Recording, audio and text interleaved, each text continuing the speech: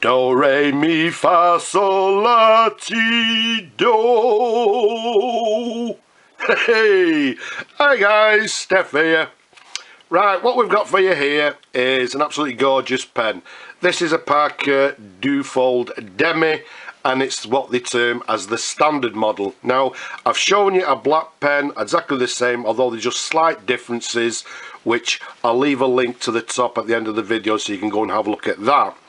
But what we've got, as I say, is a Parker Duofold Demi. Comes in this beautiful dark blue colour with gold fill trim.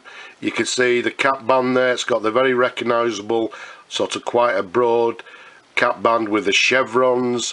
The clip there again needs no introduction, the Parker arrow clip, and to the top of the pen we've got a blue cap jewel to the top of the cap there. Absolutely stunning, fully restored. The size of the pen from the top of the cap to the bottom of the barrel, 128mm capped around the barrel. It's a nice broad 12mm in diameter. Absolutely beautiful, beautiful example. Now let's show you the barrel imprint. It's a little bit faint, but well, to the eye it's still quite visible, so I don't know if that'll show up on the video. But it says Parker Duofold, and then underneath it's got made in England. So that's the barrel imprint there. So all in all, a beautiful example. Now what I'm going to do, let's take the cap off there, which unscrews, give you a twirl of the pen, show you different angles. As I say, sorry, the difference between this and the black one, you'll notice on the black one the imprint has got a number after the barrel imprint which indicates the date. It's a date number. This one doesn't have it on the barrel. So if we show you the section there, it's got quite a short section with a slight taper towards the nib, also in blue to match the barrel. And then let's show you the nib there. So what we've got is a Parker 14 carat England nib with a number 25 and then a number 4. Now the 25 there nice and simply indicates or tells us that this is the Duofold Demi and it's the standard model. The number 4 there also nice and simple indicates the date. This pen we're dating from 1954. So again, a slight difference with the nibs with this one and the black one, so go and have a look at that video as well. Let's show you a sideways view. Absolutely gorgeous condition. As I say, I've fully restored it. You can see the feed at the back there, nice and clean. It's got this comb feed, standard Parker comb feed to the back, in absolutely beautiful condition. Although this is a Demi model which is slightly shorter than the normal, it's still a nice comfortable pen to hold and to write with. Okay, what we'll do, let's take the barrel off. You'll notice inside it's got the aerometric style filling system, and then to the case there you can see it says Parker, and then it's got the filling instructions underneath it there for you. I don't know how clear it is. We've got a lovely clean sack. Again, this pen's been fully cleaned internally. So let's bring on some ink, and right, okay, you could hear them lovely satisfying gurgling noises, which is precisely what we want to hear. Give it a wipe, put the ink to one side, put the barrel back, and let's see it writing. Now basically what happened is I took some photographs of the pen. I was about to sell it. I did a writing sample and I noticed something a little bit different with this pen. So what we've got is a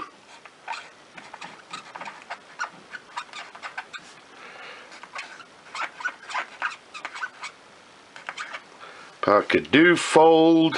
We're dating it, and what I'm going to do, I'm just going to be quiet while I'm writing, just to show you, or if you can hear, what they term as the singing on the nib. So unfortunately I'm going to have to be quiet.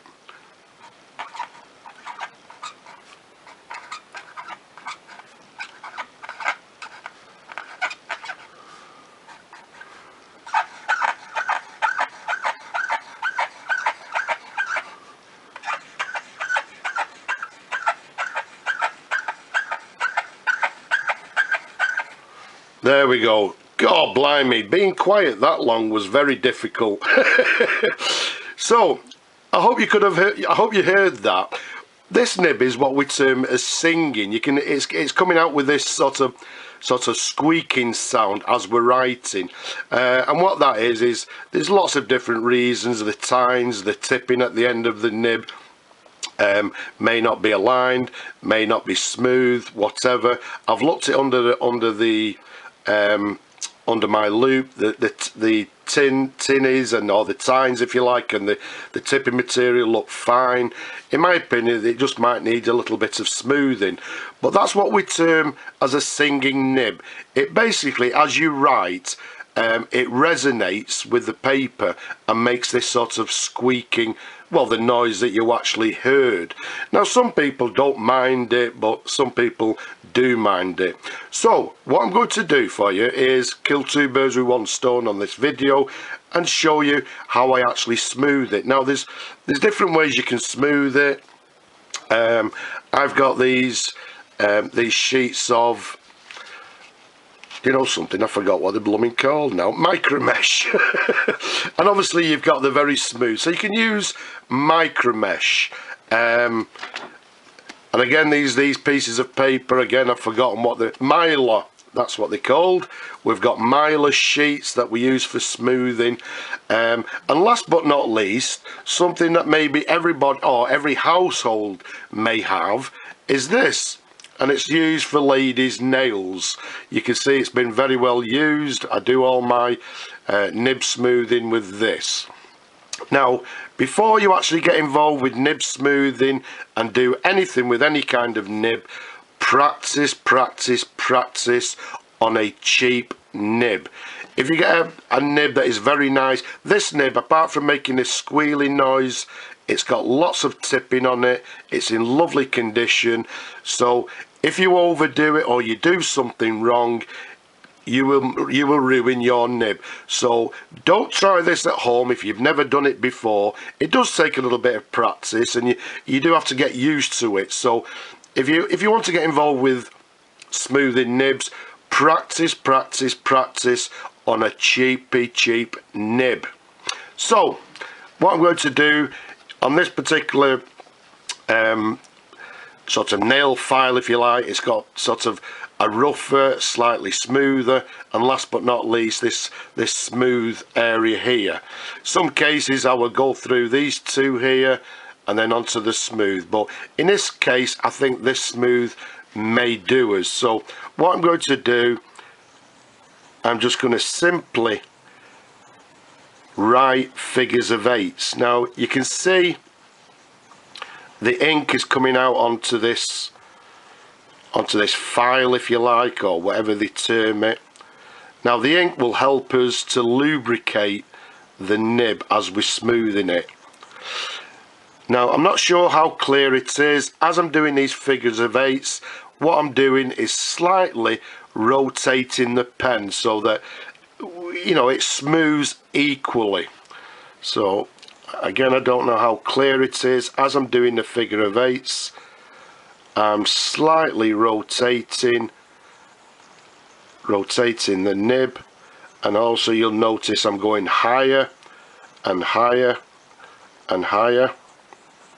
And then in some cases what I'll do is just give it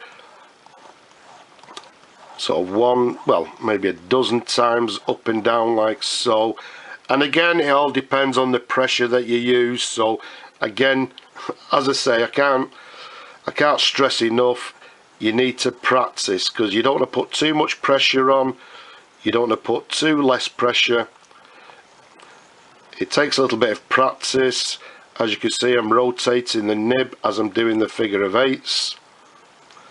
The ink is on the paper, or whatever you want to call it. That is actually lubricating it for us. So what I can actually do is sort of just wipe that off, and let's just give it a little bit more. And again, I'm rotating the pen as I'm doing it. I'm lifting it up slightly and then coming down at a little angle.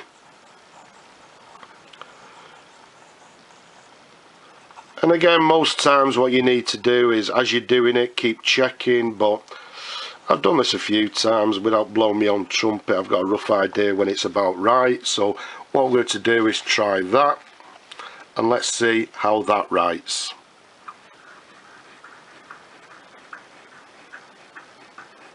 There we go. Not as bad as it did before, but I can just feel just a little bit of singing there, so I'm just going to give it a little bit more. Let's do it on an upright position like so.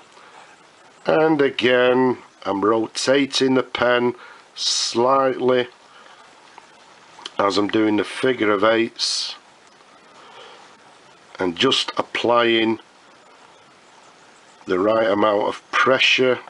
Well, in my opinion, just give it a couple of up and down strokes, and I don't think we'll be far off that now. So let's wipe that off, and let's try it again.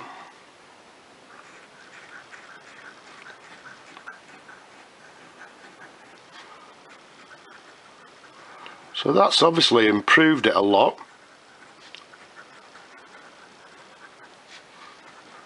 We haven't got that sort of whistling sound. So as you can see, there's a lot of improvement from what we did originally. So it's not making that sort of resounding or that vibrating sort of whistling noise. So what I'm going to do off camera, I may do it a little bit more just to sort of tweak it up, if you like, but in effect that's just to show you what we term as a singing nib, and it's also just to show you again how to smooth nibs. But again, I can't stress enough, if you've not done it before, don't do it on a good nib, do it on a cheap pen, a cheap nib. Otherwise you will ruin your nib, and once you ruin it, that's it. So don't try it at home unless you're confident in doing it. So let's pop the cap back on, and there we have it, a Parker Duofold Demi, a standard model, which had a bit of a singing nib. As I say, off camera I'm just going to do it a little bit more, and then it'll be fine. I hope you've enjoyed looking at the pen, and you've enjoyed this little bit of a video on nib smoothing. If you like, leave a comment below, don't be shy. But for now, I'll just say bye bye for now.